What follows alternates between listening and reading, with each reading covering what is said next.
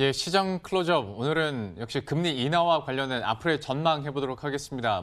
결정이 난 지 하루가 지났으니 현재 시점보다 앞으로 그러면 시장 영향력은 어떻게 될 것인지, 그리고 또 한은의 정책은 과연 어떻게 될 것인지도 조심스럽게 전망을 해보도록 하죠. 하이투자증권 투자솔루션 팀의 이동근 차장과 함께합니다. 어서 오십시오. 단도직입적으로 추가 인하 가능성에 대해서 있지 않습니까? 아무래도 이주열 총재도 아직 대응할 여력이 있다라는 말도 했고, 또 시장 예상보다 한 달 빨리 했으니 하반기 한 번 더 하지 않을까라는 얘기가 좀 나오는데, 차장님께서는 좀 어떻게 보고 계세요?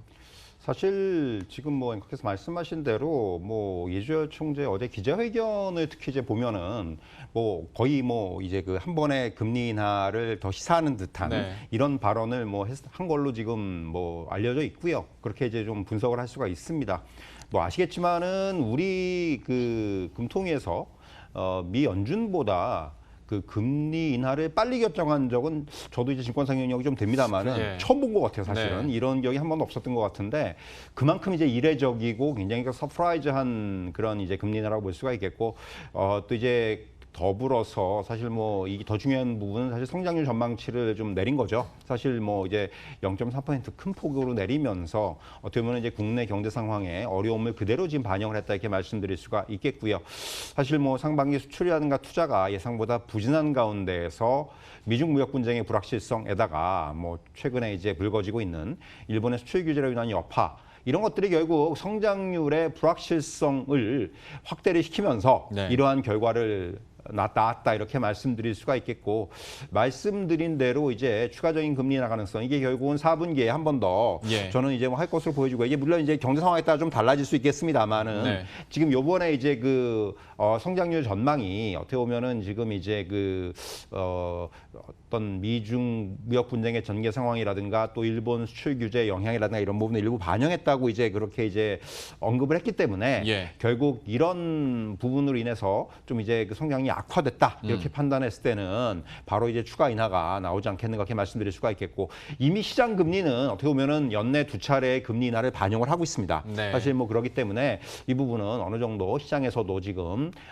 모아지고 있는, 의견이 모아지고 있는 그런 상황이다, 이렇게 말씀드릴 수가 있겠습니다. 네, 그 방금 말씀하신 경제 성장률이 아무래도 좀 걱정입니다. 한 번에 0.3%포인트 내린 것도 그렇고 2.2%까지 떨어진 상황에서 모건 스탠리는 1.8%까지 지금 낮춘 상황이어서 좀 이 부분도 걱정이고, 또 하나 좀 걱정거리가 될 수도 있겠다라는 게, 어제 그 금리 인하 깜짝 발표가 있고 나서 원달러 환율 같은 경우에 물론 결과적으로는 하락 마감하긴 했습니다만은 그 발표 직후에 1184원까지 또 찍었었단 말이죠.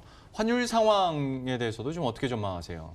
사실 이제 한국은행의 성장률 전망치는 지금 계속 분기마다 한 0.1%씩 또 계속 하향을 했어요, 사실. 그런데 이제 요번에 이제 좀 크게 이제 하향 조정을 하면서 시장의 우려를 그대로 이제 반영을 한 것으로 보여지고요.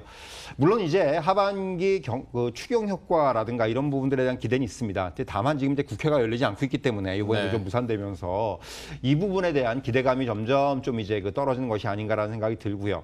다만 이제 그 성장률 전망치가 하향 조정되고 있습니다만은 이런 부분들의 굉장히 중요한 이제 경제 지표라고 할 수 있는 소매 판매라든가 산업 생산이라든가 이러한 주요 지표들은 2분기 이후에 조금씩 이제 그 저점의 시그널이 나오고 있어요, 사실은. 그래서 저는 이 부분을 좀 향후에 주목을 해야 된다고 생각을 하고 있고요. 사실 지금 말씀하신 것처럼 일부에서는 이 경성장 전망치 1%대 얘기가 좀 현실화되고 있는데, 이건 사실 어떻게 보면은 가장 중요한 부분은 역시 이제 일본의 그 수출 제재가 얼마나 더 파급 효과를 줄 것이냐, 이게 제일 중요하다고 말씀드릴 수가 있겠고요.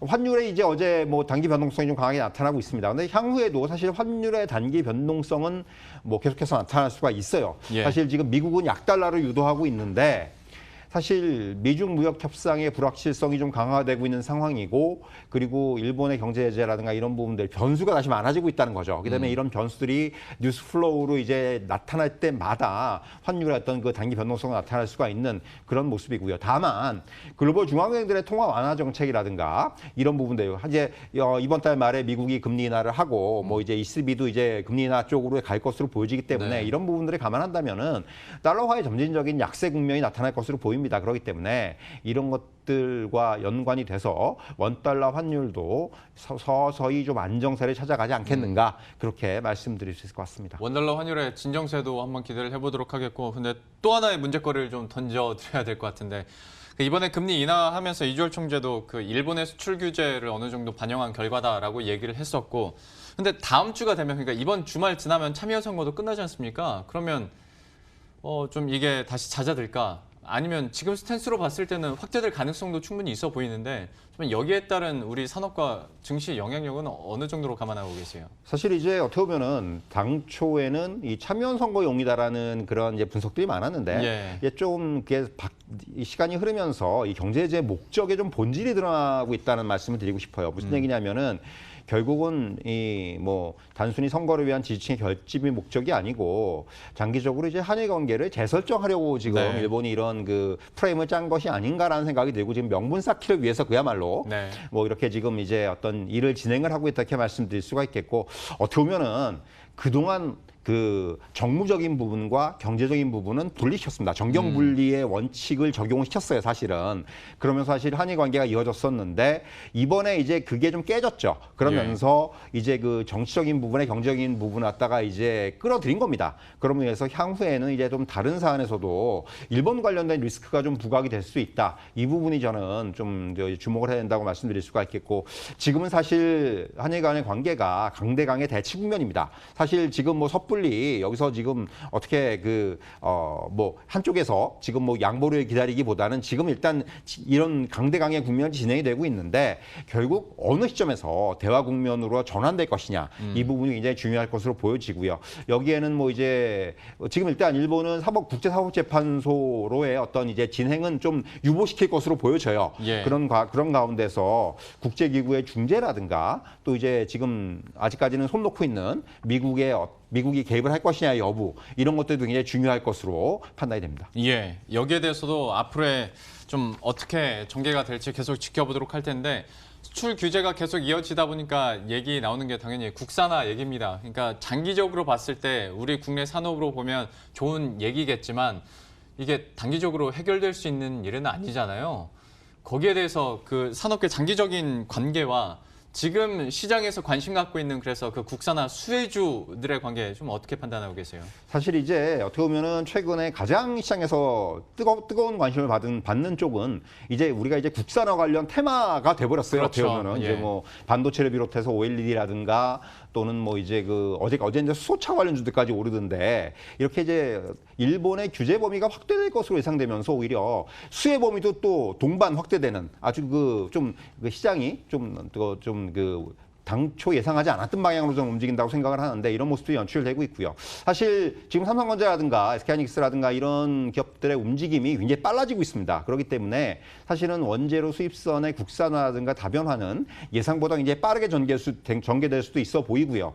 근데 이제 다만 이러한 뭐 수혜주로 분류되는 종목들은 지금의 상승은 사실 테마성 상승이에요. 그렇죠. 수혜에 대한 예상이라든가 기대가 선반영되면서 지금 올라오는 거기 때문에 예. 오늘 같은 경우 이제 솔브레인 같은 경우가 이제 어떤 이제 그게 그런 부분이 꺾이면서 주가의 급락이 나타나기도 하는 거고요. 그러니까 이게 어떻게 보면 밸류에이션하고 괴리가 있다는 거죠. 예. 그러니까 그 시장이 지금 가는 방향과 어떤 펀드멘트라든가 이런 것과는 좀 차이가 있을 수가 있겠고요. 수급의 쏠림이 나타나기 때문에 주가가 좀 오버슈팅이 나타나고 있는데 다만 이러한 흐름들이 좀 이제 장기화된다면은 결국은 계속해서 시장은 이런 쪽에서의 수혜주 찾기는 이어질 것으로 보여집니다. 예. 그렇기 때문에 주가는 계속해서 이런 쪽에서의 움직임은 향후에도 이어질 수 있다 이렇게 말씀드릴 수가 있겠고요. 다만 향후에 이제 실질적으로 수혜가 나타나고 이게 이제 실적으로 반영되는 국면이 나타난다면은 네. 거기서는 종목들의 차별화가 나타나지 않겠는가. 예. 그렇게 말씀드릴 수가 있을 것 같습니다. 역시 이것도 실제적으로 매출로 걷어들일 수 있는지를 파악한 후에 하는 것이 정신 건강에도 좀 좋지 않을까 싶고요.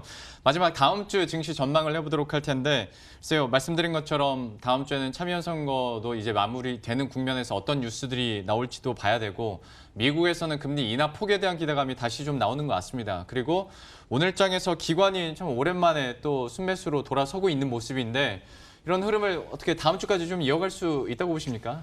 일단 지수의 측면에서 코스피 지수만 놓고 본다면은 한국은행의 선정인 금리 인하가 딴 건 모르겠지만은 어떤 시장의 하방을 지지해주는 그런 강력한 요인으로 좀 자리할 것으로 전망이 되고 있어요. 네. 이거는 이제 우리나라뿐만이 아니라 그 앞에서 말씀드렸지만 글로벌 중앙은행들의 완화 스탠스가 결국 그 어떤 시장의 하방을 그 잡아주는 이러한 그 모습을 보일 것이다. 다만 이게 지금 지수가 그렇다고 해서 여기서 강하게 치고 올라갈 만한 또 그런 또 힘이라든가 이런 또 이슈는 지금 없어요. 그렇기 때문에 어떻게 보면은 상승도 그렇고 하방도 그렇고 좀 이제 막혀 있는 아직까지는 지수는 박스권에서의 움직임을 좀 예상을 하고 있고요. 예. 결국 이제 지금 그 어떻게 보면은 이 미중 무역 협상 과정이 가장 중요한 이슈가 되고 있는데 다시금 갈등 요인이 부각되면서 글로벌 증시의 영향력이 다시 확대되는 국면이고요. 근데 지금 일단 좀 이제 트럼프 대통령도 뭐 이제 그 트위터를 통해서도 또 이제 또 뭐 강한 또 얘기를 하기도 하고 중국도 맞받아치고 예. 일단 그런 상황들이 나왔는데